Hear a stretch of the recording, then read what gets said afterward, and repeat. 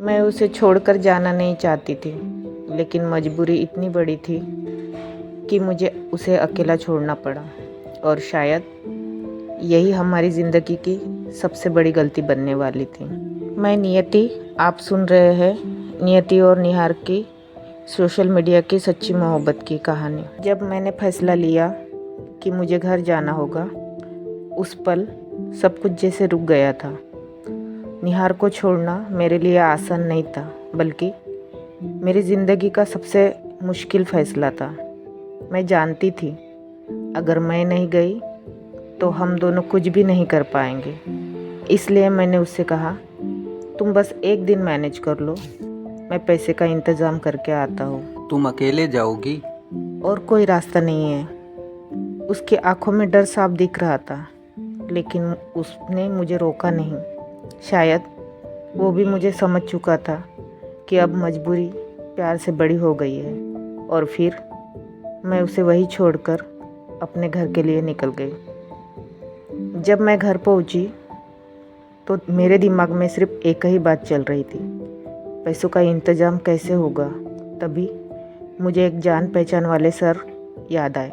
मैंने उन्हें तुरंत कॉल किया। मैंने उनसे रहने के लिए रूम के बारे में बात की थी। उन्होंने कहा, मेरे पास एक फ़्लैट है मुंबई में, तुम वहाँ रुक सकती हो। ये सुनकर मुझे लगा शायद अब सब ठीक हो जाएगा। लेकिन जब मैं उनके घर पहुँची, वो घर पर थे ही नहीं और उनका फ़ोन भी नहीं लग रहा था। मैं काफ़ी देर तक वहीं खड़ी रही, लेकिन कोई जवाब नहीं मिला। अगले दिन उन्होंने अचानक कॉल किया। उन्होंने कहा, तुम मुंबई आ जाओ, मैं वहीं आ रहा हूँ।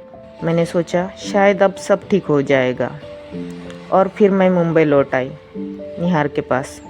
लेकिन इस बार हालात और भी ख़राब थे। निहार के पास 1 रुपया भी नहीं था और मेरे पास सिर्फ किराए के पैसे बचे थे। मैंने उसे सब बताया और हम दोनों बस एक दूसरे को देखते ही रह गए। अब ना होटल ले सकते थे, ना खाना खा सकते थे, और ऊपर से वो सर फिर कॉल नहीं उठा रहे थे।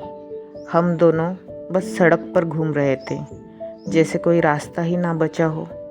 शाम होती जा रही थी और हमारा डर बढ़ता जा रहा था। उस दिन हमें पहली बार लगा कि हम सच में अकेले हैं। ना कोई सहारा, ना कोई मदद और ना कोई रास्ता।